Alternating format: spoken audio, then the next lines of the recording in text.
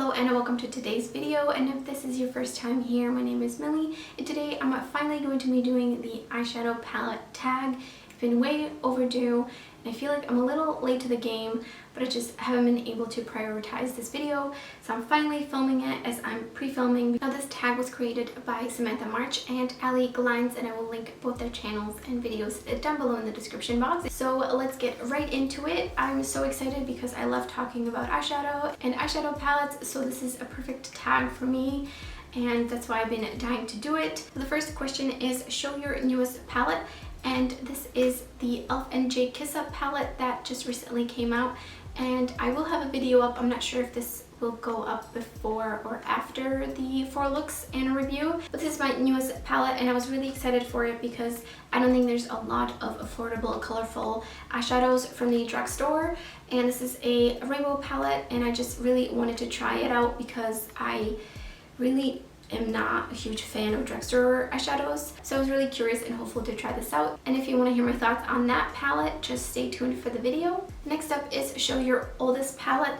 Now I've pretty much decluttered all my super old palettes like the ABH and Amrezy palette, for example, and really before that I didn't have any true palettes. I had some of those like really huge chunky Sephora value sets where you like expanded it out and it had like eyeshadows all over it.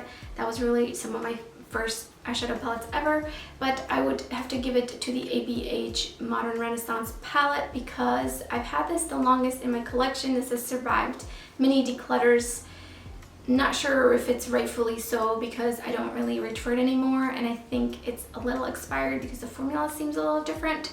It's not performing as well, but it's just kind of a little nostalgic. And it's pretty used, so I just want to keep it in my collection. Then on to my most expensive palette. This is the Grande Pro Volume 3 from Viseart. This is what it looks like. It's super high quality packaging, like absolutely amazing. And it's basically a rainbow palette. I actually haven't dipped into it yet because I'm so afraid because of how expensive it is. Now I did not buy it at full price. I would never. I actually got it on Mercari for super cheap with my selling credit because I was around the time when the Beautylish Lucky Bag came out and some people were getting these in their XL Lucky Bags and they didn't really want a colorful palette, so they were selling them for super cheap.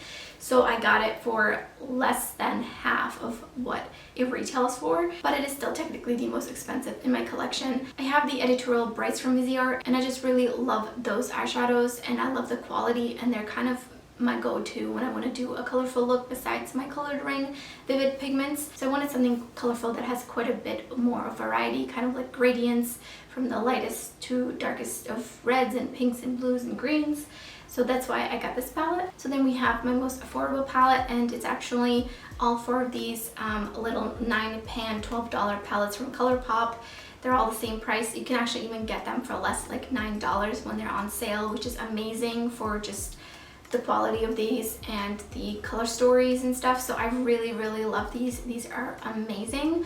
And I have tried some other 9-pans and these ones are kind of the ones that just stuck, and I find these are important in my eyeshadow palette collection. Next up is show your everyday palette. And honestly, I don't know those words in that order because I don't have an everyday palette. I pretty much rotate my collection every day, at least when I was going to work. But even now working from home, I try to play with different eyeshadow palettes. I can't use one palette like 4 times in a week even. Like I really like to switch it out and just get some use out of all the palettes I have. And it also really depends on my mood that day and the kind of look that I feel like creating. But if I absolutely had to choose, it would be the Natasha Denona Sunrise palette, which is what that palette looks like right here. It's just such a great everyday go-to for me because there is some color. I love the reds and the oranges and the metallics, so this is my go-to. Next up is the most colorful palette, and that would technically have been the Viseart Grande Pro Volume 4. But I wanted to switch it up. I don't want to repeat any palettes. So I'm going to go with the Menagerie Cosmetics Pastel Pop palette because I still think that this is super colorful. Even though it's pastels, it's still colorful. And I love all these shades in here. So this is definitely going to be the one. Next, I'm going to show you my smallest palette, and that is the Natasha Denona Mini Lila palette. It's so tiny and so cute. I love it.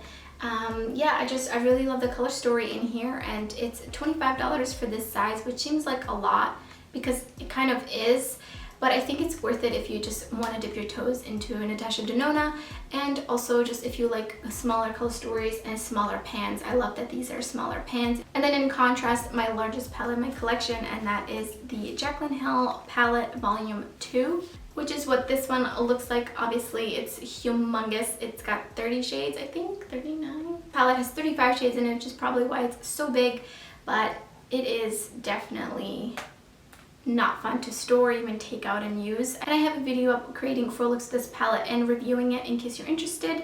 And then I just wanted to show you in contrast the size. It's kind of really funny to see these two in comparison to each other. Next up is a palette with best memory, and I don't have any real memories tied to any of my palettes, to be honest, or eyeshadows, or just any makeup in my collection. So it was a little hard to choose, honestly. And I was contemplating whether or not to mention this palette because it is kind of not a good thing now. But it is the Alma palette from Amy Hearts Beauty and Amy Loves Makeup. Now, since this palette has released, there's been a lot of things that have happened, and I would not support the brand, and I will not be buying from that brand ever again. But the reason that this is so sentimental to me is because Amy had it sent as PR to me, and I don't receive PR. I don't remember the last time I had any kind of PR sent to me. So just the fact that Amy thought of me and wanted to give me this palette that has sentimental value to her because she created it and all the shades and their meanings, and the color story is just so her, that I felt really honored. And so this is what the inside looks like. It's just such a beautiful color story, and I'm definitely keeping it because it just reminds me of Amy, and she is just such a genuine, kind-hearted soul. So now onto a palette that is worth the hype, and I would say that's definitely the Natasha Denona Metropolis palette. I mean, this baby is just so stunning, and I feel like I've been talking about this in like so many videos, and I have to do 4 looks or something with this in the future. But I love this palette. This would also be my runner-up to an everyday palette because, like I said in the other palette, you have some kind of bright pops here and there, which is what I like. I'm definitely not a nude all over the lid everyday kind of person. And also this palette has some grungy greens, and the metallics are just superb. So this is totally worth the hype. Next up is a palette that is not worth the hype, and I had trouble thinking of this one. The only one that really came to mind, and it's really only hyped up in like the indie beauty community. I don't really know if it's necessarily kind of like some Sephora brands that are super overhyped, but this is going to be the Ace Beauté, or whatever you pronounce it, Oceanic palette. And nothing against the color story. I love the color story, but I just cannot make their formula work for me. I've tried literally everything, and unfortunately it's just not worth keeping for me, and the formula is just not up to par with some of my other formulas of eyeshadow palettes and the single eyeshadows that I have in my collection, so I can't justify keeping it. Also, it makes me super frustrated when I'm working with it, so I have to declutter this one.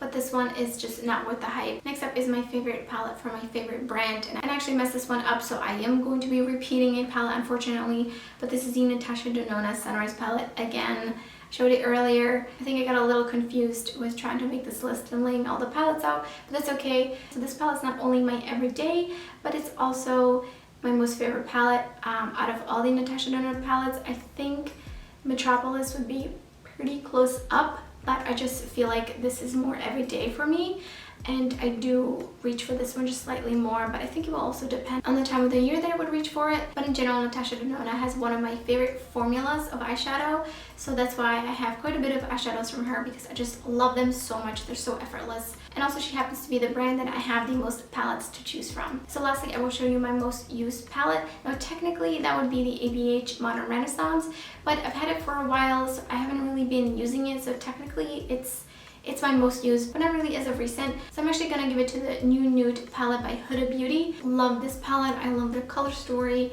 I love the color variation.